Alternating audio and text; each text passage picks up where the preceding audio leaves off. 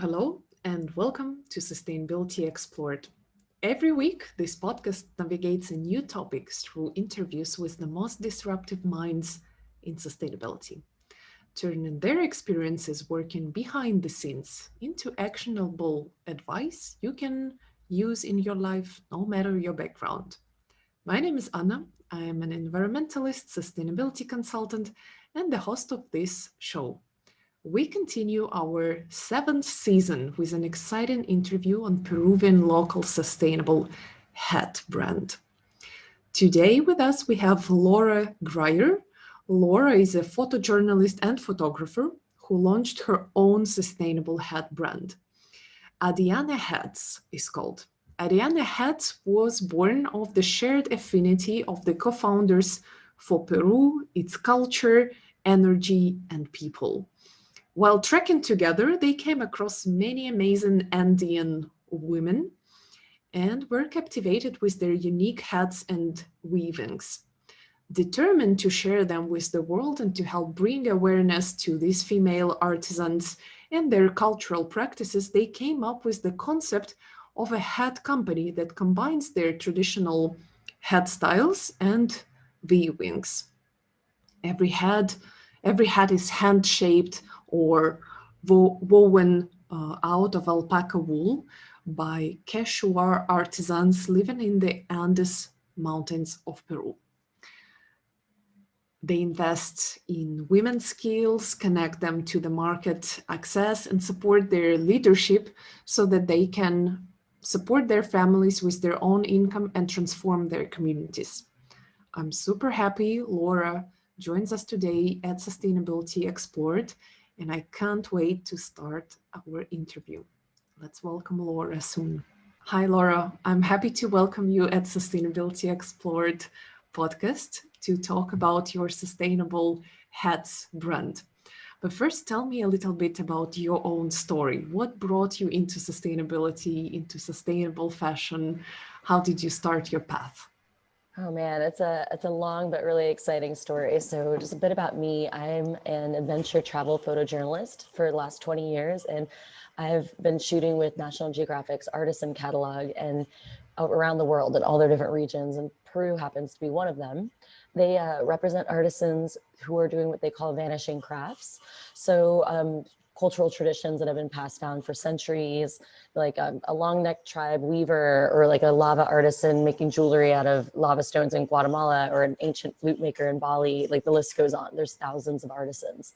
And I particularly fell in love with the artisans in Peru in the Sacred Valley because they are still living the way that the Incas did back in the, 1,000 years ago. They are speaking the Inca language, which is Quechua, which is a woven and an oral language, not a written language. And so all of their weavings are like tapestries that tell stories, and on top of that, the hat culture in the Sacred Valley is just very important, and really, like, everyone wears a hat. Like it says so much about you as a person if you wear a hat. And so just from all my travels down there, I already was obsessed with hats. Now, if you can see behind me, I've got stacks of them. It's kind of a full-blown obsession now. But I just really fell in love with the handcrafted alpaca wool hats, and then their traditional weavings that are done on backstrap looms, and just was like, how can we get these products to the US? And so that was how it all kind of started, was just from my photography travels down there, and numerous times, I mean, over the last 12 years, meeting them and finally being like, wait, I could do this. Are you still doing the photography, going with the photography business and travel business I despite am. COVID? Oh, I know. It's funny. I haven't, my last trip out of the actual country was in Peru. We were there leading a women's retreat for Andeana Hats, and they shut down the borders as we were there. So we barely got out of the country, and we smuggled out a lot of hats too. And that was like we now can ship again. But before that, for the last 7 months, all the hats that we had were the ones that I had smuggled out because they'd shut down all the borders for shipping and everything as well. But we're doing a lot of domestic travel. My boyfriend's a travel writer, and I'm travel photographer. And so we've been getting a lot of stories and things just for like what Americans can do while they're in lockdown and like road trips and things like that. So I'm still like satiating my travel wanderlust, but just not out of the country this year. Hopefully it'll start back up in 2021. Oh, let's hope all I together. know. What does the Yes. hat mean? Is there any philosophical meaning? You mentioned it says a lot about you as a person if you're wearing a hat. Yeah, I think there's multiple meanings. In the beginning, the hats kind of came over to the Andes through the Spanish conquistadors that came over. A lot of their hat styles are very influenced by the Spaniards. But to the Inca people, they're very energetic. They're very connected to Pachamama or Mother Earth, and so they believe in the power of the energy of the chakras of your body, the chakras of the earth. So a hat covers your third eye chakra and your crown chakra, which are the two most important for like sending and receiving energy into the universe, right? And so they definitely believe there's an energetic like protection of yourself, but also it's sort of, it's like the tallest thing that connects you to heaven. So there is a powerful status symbol to it as well. But if you look at hats in the Sacred Valley, obviously there's a lot of radiation. You're really at high altitude there. So I think hats are just a protective thing for one. But for two, like every village has a completely different style hat. They almost have competitions with each other. They tell you, whether they're important or they're married or they're engaged, or if they're, what village they're from, if they're an old matriarch, or like how many kids they have. Like you can tell a lot about a person by the way they decorate their hat. How Yeah. wonderful. So there is the whole story behind, for real, Yeah. the origins, the statues, and so on. Where the hats are produced? In Peru. They're produced in the Sacred Valley, but the Sacred Valley is pretty vast. We work with a lot of different communities, and the hat makers are a separate community than the weavers. There's like maestros that are families that have passed down the hat making traditions for like generations, and so we work with hat makers that hand shape the alpaca wool hats, and then we work with a lot of different a community of weavers. I should say many communities of weavers. There's probably 20 different communities of weavers that we work with to do all of our what we call intention bands that go onto the hats. Mhm. And I noticed on your website that they are mostly produced by women. Is there any Yes. specific, you intentionally wanted to give this work to women? I mean, I've always been about empowering women, and I believe that women's education is what's going to help lift communities and people out of poverty around the world. That's just a proven fact. If you Yeah. educate girls and women, it elevates communities out of poverty. So I've always been, I've mentored with women. I've all of my photo retreats have given back in some way, shape, or form to like an orphanage or the Women's Global Education Project, or whatever, like different organizations that are near and dear to my heart. But I mean, yeah, I definitely was drawn to the women and the fact that it was women made. But I mean, there's a lot of men that wear hats and there's men that make hats too. So it's not like we're, not trying to support men either. In fact, supporting the women is helping the men. A lot of the men have been able to like quit their really low paying, hard, difficult jobs to stay home and like help with the families. And the women are the breadwinners in these weaving communities. So it's kind of pretty awesome to see how the women's status is sort of elevated. Mhm. I wanted to ask you about, sustainability aspect of Peru in general. What are people busy with mostly? How is the sustainability, aspect there? How is it developed or not? Um, I would say that Peru is like sustainable in a lot of ways, and in a lot of ways they have room to grow. I mean, they're still using a lot of plastics, and they're still, they use a lot of paper. Like they haven't moved a lot of things digitally, and I think COVID is finally helping with moving a lot Mhm. of things digitally for them. Um, but in terms of the environment and their natural beauty and resources, like the Amazon River and in the Sacred Valley and all of these places, they definitely are protecting and being very sustainable in those areas because they're very fragile ecosystems. And then the Quechua people themselves are extremely sustainable. Like, if they want a bag, they weave it to carry their stuff. Like they're not. You don't see plastic bags and trash and stuff there. They literally live off the land.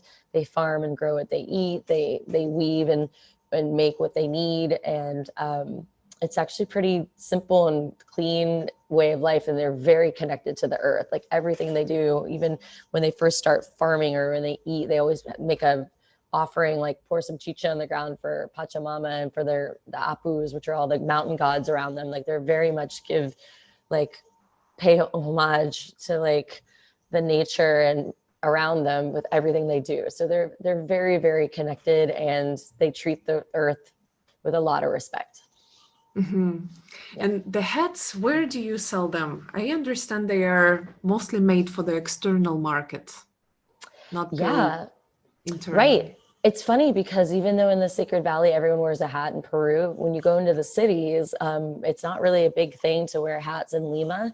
I feel like it's changing. We actually are in a couple stores in Lima right now, but the U.S. is getting a lot more, or probably the biggest hat, market right Consumer, now. yeah. Yeah, I mean, hats are really, especially here in Los Angeles. Oh my gosh, everyone wears hats here. But um, we are selling in National Geographic's artisan catalog. We are selling with the Billy Reed stores that are all over the U.S., and we are selling online. And here, out of my Venice showroom, we do a lot of events here in Venice, and so we have a store down the street called Yem, that we feature our hats in. So we're kind of in a few places, but everywhere that we're very, very particular because we want our story to be told correctly. We're not just trying to sling hats. Like we want people to know the story, to be able to like read the intentions and to choose what intention they want to wear, and feel very connected to their hats.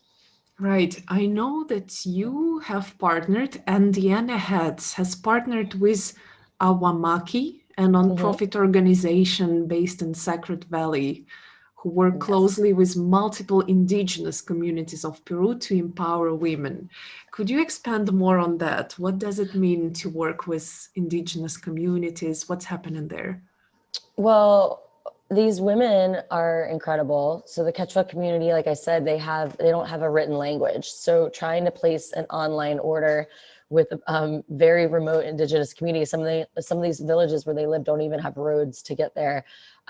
We were like, how do we do this? So Awamaki is a nonprofit. They're based in the Sacred Valley, and we basically do all of our communication through them. They're our liaison to the communities.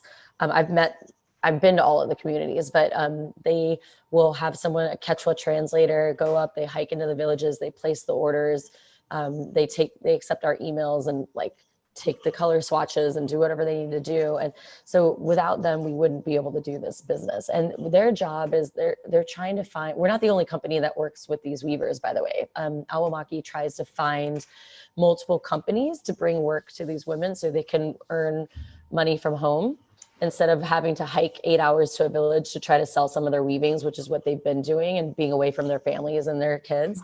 And sometimes they have to hike 8 hours there and 8 hours back, and like be away from home for a couple of days just to make a few dollars, So this is this has been a really great opportunity. Like Aomaki's been wonderful. It's actually started from a woman who's based in Seattle, who, like me, was an American woman who traveled down there and fell in love and was like, how can I bring more sustainable income opportunities to these women? So we were so lucky to have found Awamaki. And Awamaki also helps us do sustainable tours. So when travel kind of picks back up again, we can organize homestays with the women. We can organize like weaving classes with them. We're trying to find all kinds of ways to bring more sustainable income opportunities to them. Right. That reminded me of another guest of my podcast, Danny Blue. He started an NGO called, he was on a mission to save 1 million acres of Amazon land. Wow. So the land that is normally should be untouchable. This is really the forest. This is for real the lungs of our planet. I was in Brazil last December Yep. 2019. Oh my God, Yeah. a year ago, and Yeah, you breathe a different oxygen there. Yep. And he was the US guy, the guy from the US, from California, I think, who started Yeah. this NGO. They were making bracelets. And we spoke about this same kind of connection to the nature, indigenous communities. What I don't know, like how you did it, is the communities that have no written language. Yeah. I know that my great, and you continue 13 times like that. It's 13 generations ago. My great grandma, she was uh, the, I don't know if there is even a term. She was that person who would recite orally the sayings, the poems that people would Ah, create. She was quite famous. There is still that's um, awesome. yeah, there are little traces on the internet about her, about those poems that she would go collect, remember, and recite. And I'm like, how in 2020 people can do business if they cannot write? Exactly. And it's not even just not writing. A lot of these women had never even knew how to use money. They didn't even use money. They just live off the land. And in one way, they never really needed money. But as their children want to go to school and they want to give birth and like have medical care and all those things, like those things need money. And so I think, um, Awamaki is helping them. Like one of the things Awamaki does is it gives them like confidence building courses. They teach them how to be entrepreneurs. They even teach them the value of money. Like, how long does it take you to weave this? What would be worth it for you? Like in exchange for that, like if you were to trade that, and then what would that cost? And like, I mean, like giving like a Mhm. value to what they do and coming up with like a price. Like they worked with Yeah. them, or even how to accept change and do like a transaction, things like that. Color theory, all that stuff. They've been working with the women. So it's pretty cool because like they're training them to be entrepreneurs on their own. They're not like our employees or anything like that. In fact, and it's not a charity either. Like it's not like, oh, proceeds of the hats go back to the women. We're working with them directly. They get paid first. They determine how much they want to get paid. And then it's our job to somehow get them to the United States and market them and sell them. And yeah, the Mhm, hard work is mhm. on us. Absolutely. What challenges do you see in this business for 2021 or in general in the upcoming years? What's the hardest part? Well, up until now, the hardest part was shipping, because it was just extremely difficult just getting the hats from there, packaging them well so they wouldn't get ruined, and like shipping them. Um, I think just growing the business would be difficult because um, it's sort of almost a dying art. Like not only is their language a dying language, they stopped teaching Quechua in schools, and I think like a lot of Peruvians are trying to hold on to this ancient language, and so I think finding ways like this to like continue their cultural traditions and their woven language is important. But I think scaling, because there's only certain people that know how to make the hats, and so if we don't teach, like find those people and have them teach other people, that will get lost along the way too. And I think just being able to collectively continue teaching like every generation and keeping these traditions alive is probably going to be the most challenging. Is it considered like a cultural heritage by the UNESCO or someone? The No? communities or what? The art, the hats itself. I'm not sure about the hats. That's a good question. I know that some of the communities there, like the Quieros community, they're UNESCO. I think they're the only community out of all the Quechua communities that are considered UNESCO, and it's because they like are the most traditional. Like they live exactly as they did hundreds of years ago. They're super remote. Like not many tourists are ever allowed to go up there. Like in fact, I wasn't allowed to go up there, but one of the women from the community hiked all the way down so I could photograph her. Mhm. And I don't even know how someone got the message to her in the first place, because they'd have to hike in there and figure it out. But there's a lot of communities that live very disconnected from the rest of the world. Wow. Well, Yeah. that sounds so exotic, makes me want to travel immediately. Oh, Immediately. I know. It'll happen soon. I mean, we have to just like survive this election first and a few other things, and then there's a lot going on. Certainly. What is the goal of the business, like the projection? What's the business dream, I would say? our dream would be to do what we had originally started with the tours. Like we wanted to be able to, people can not only just go on the website and click and buy a hat or a band, they can click and buy a trip to go do a homestay or to go meet the women and see where your products come from. So our idea was about educating people about sustainability, about slow fashion, because that's what we're doing, is very extremely slow fashion. And I think that's trending right now, but I think people actually are starting to care about where their goods come from, which I hope is a trend that continues on forever. And we wanted to be able to give them a really fun, exciting way to learn about how the hats are made, which is by going on a trip to the Sacred Valley of Peru. So, because my business partner lives in Peru and we now work with this mother-daughter team who are tour guides, and the mother speaks Quechua and Spanish. And so she can be a translator. It's been a really great experience doing tours with them. So that's one facet of the business. The other facet is we would love to be able to work with communities around the world. Like the hats will always be Andeana alpaca wool, but the bands can be made, we can have bands made anywhere. So we would love to source other weavers around the world and maybe do limited edition bands or be able to support them. And so that's sort of where we would eventually like to grow. You mentioned slow fashion. That leads me to my next question. How long does it take to create one hat? I mean, that question I would have answered last year as like 3 to 4 weeks, but it's completely dependent on their harvest schedule, the weather, if like shipping, all those things. But an actual hat, like if it's not too rainy, and it's because it takes twice as long to dry if it's like rainy season. So um, I would just guesstimate probably about a month, 3 weeks to a month to make one hat. In the whole drying process, the hand shaping process, it's before that, you brush the alpaca wool like off your Yeah. alpaca, and then collecting it, and then spinning it into a thread, and then dyeing the thread with natural colors and plants, and setting the wool and drying it, and then putting it on a loom and like weaving it. And I mean, like the alpaca wool hats themselves are like hand pressed alpaca wool. They boil it, they shape it around like a wooden dowel thing that's like they call it a norma.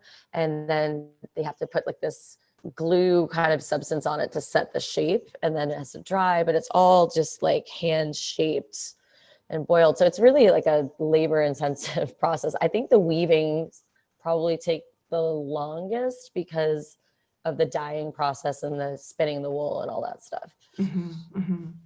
My Yeah, God, I I'm know in it's a lot. awe, in fascination, as well, in general, about everyone who starts a business, who keeps growing the business, keeps I mean, you have paying to really, people. yeah, you have to really be passionate about it, because I mean, honestly, our business hasn't been profitable until recently. I mean, it takes a couple of years and a lot of your own blood, sweat, and tears. And I can't even tell you how many hours I've spent in the last 2 years and traveling, trips back and forth and all that. And it's finally in the stage where we can see like the traction picking up, and people are like, especially in the quarantine, people love the hats, which is, we didn't expect at all. But it's you have to love it and you have to be passionate about it, because it's a lot of work. It's a lot of unpaid work. Absolutely. How long did it take you to lift it off the ground? It was actually pretty quick, because we were hiking in Peru, Pats and I, and when we came up with the idea, we were trekking the Rainbow Mountains, and we came up with the name Andeana Hats because it was like Indiana Jones in the Andes Mountains. And I always called myself Indiana Jones. And so I was like, Andeana, and then that was how the name happened. And we hiked back down to the village. Like our hike was like a 4 to 5 day trek. And we just sat down in Ollantaytambo, this little like Inca village, with our laptops. And we're like, oh my gosh, we have to buy the domain name. We have to trademark the name. We have to do this. Like, let's come up with the ideas. And while we were there, we like met with the women and picked out some of the bands and the meanings and the intentions. And we had it like up and running. Like we had the business from conception to up and running in like 2 months.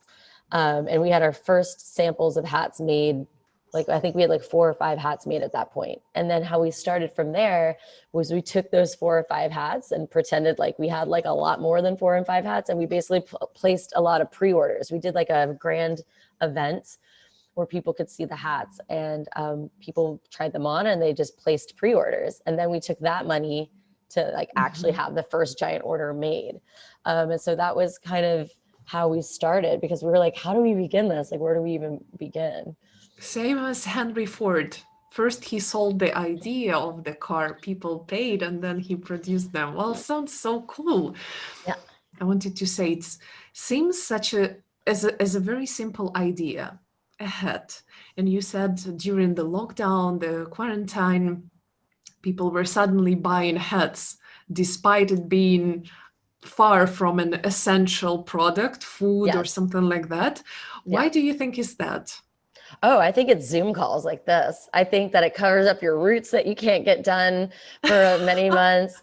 I think I didn't brush my hair this morning. I just threw a hat on. So I think hats are like, oh, you can still be fashionable like from here to here. Cause like right now, you know, I'm actually wearing pajama bottoms like most people do on Zoom.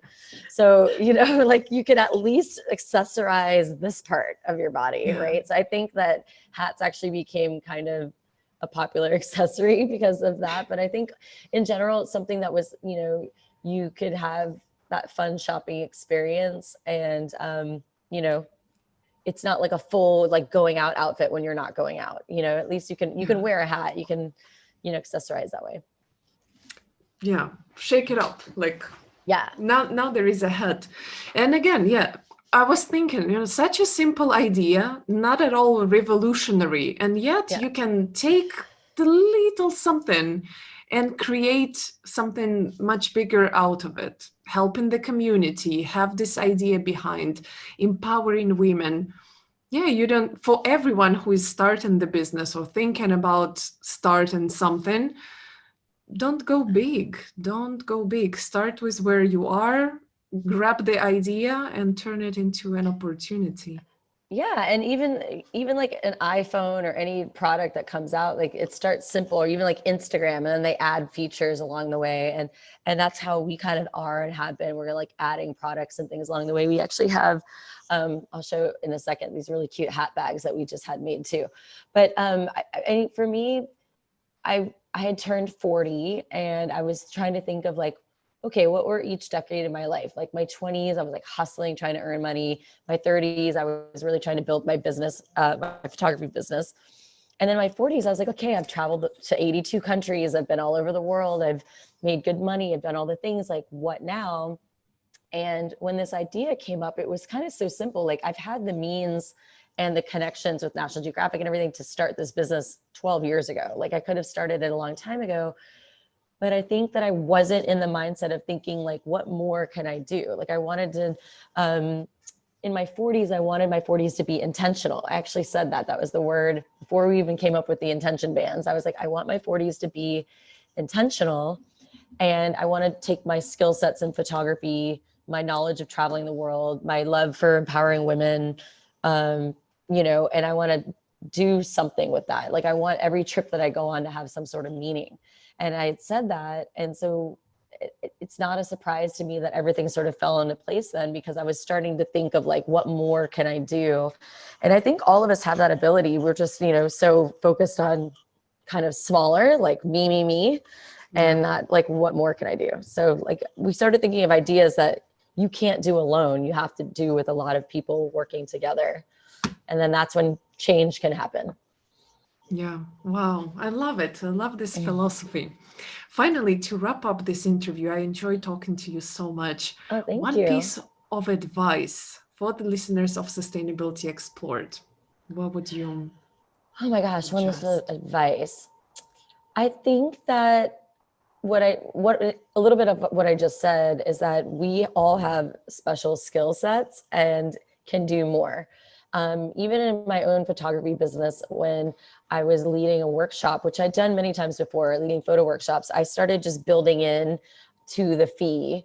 You know, everyone would sponsor like an orphan or like help this girl with books for the year or whatever, and I would almost just like, you know, surprise them with the philanthropy, because when you ask somebody like, hey, can you donate $700 to books for this child? They're going to be like, that's a lot of money. I don't know. But if you say, hey, for $3,700, I can take you on this epic journey to Nepal and we can do all these things, XYZ, and you're also going to be sponsoring a girl for a year, then they're like, yeah, sign me up. And so I started realizing like, I could take the same idea and like add a layer to it and make people feel good about doing good, and kind of force them to like do philanthropy. And I started doing that with my photography before the hat business. And I just felt like people don't want to have to like deal with the hard work. They want to feel like they're doing good.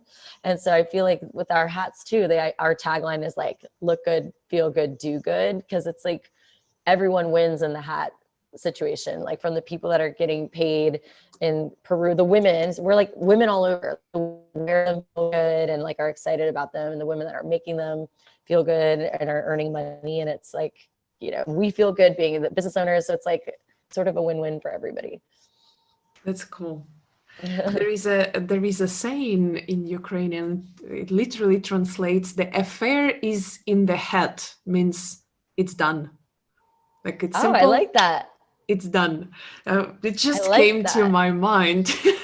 My business partner is actually Polish, but she speaks Ukrainian as well. So I should ask her about that. Yeah. Дело в шляпе. Oh my The gosh. case is in the. I will write it. Okay. It's like, oh man, I'm not gonna be able to say that back to her. But no, but thank you so much. And I just think like the lesson I would want to leave with people is that we all have the ability to do more. Like it doesn't have to be such an overwhelming thing, just one, even if you just like help empower, help shape one person to have a better life, or two people or whatever, like you're doing something. And it's better I like to fight all the negative in this world with all the positive things. So if we all do that collectively, it'll be a lot better. And you're so right. And just now you did it with so many people that listen to this podcast, to Sustainability Explored, in more than 100 countries, for reals. Wow. Yes. Congratulations. Now you have spread your word. Thank you. Thank you. It's the consistency, just like in your business. You just start something and you go religiously into it. Yeah, no, absolutely. Wait, I want to show you one other thing that we just had the women make. Hold on, I have to take my earphones off. Okay, so we just made a hat bag. Wow. So it's women. It's very, very completely like biodegradable, eco-friendly. But the cool thing about this bag is that this part unsnaps, and you can slide your hat in if you don't want to wear it. Like if you're just tired and you just want to carry it away, and then you just snap it back. Right. How smart! Oh my god! A really cute little like hat bag. Is that cute? So we came up with this idea of like, how can we like travel with the hat? Well, sometimes, yes, sometimes the hair is wet. You just want to remove it. I don't know. You were in the indoors. Or you want to have two hats and you want to carry one and like have the other. I don't even know. For me, I always travel with multiple hats. You can stack your hats and then snap them into the side of your bag. And so there's all these fun things. But we're coming up with different products and ideas and ways for the women to continue. That's so cool. So cool. Okay, I'm back to the website. Do you ship worldwide? Oh, so far we've just been doing Canada and US, but we could ship worldwide. We'd probably just have to do a custom order. Yeah. Okay. If you just emailed us, we could ship anywhere. Amazing. I only have one hat that I use in the summer, but I would expand my options. Oh, I like that. No, let me know. We have a lot of different styles. So you'd have to kind of choose which one you like best. We have like the floppy rounded style. We have like shorter brims. We have the new fedora that is just coming out. It's like not even really on our website. So we just got them in. Wow. Yeah. Super. Okay, we keep in touch. Thank you so much. Have a great beginning of the day. Thank you. Nice talking to you. Likewise. Ciao, ciao.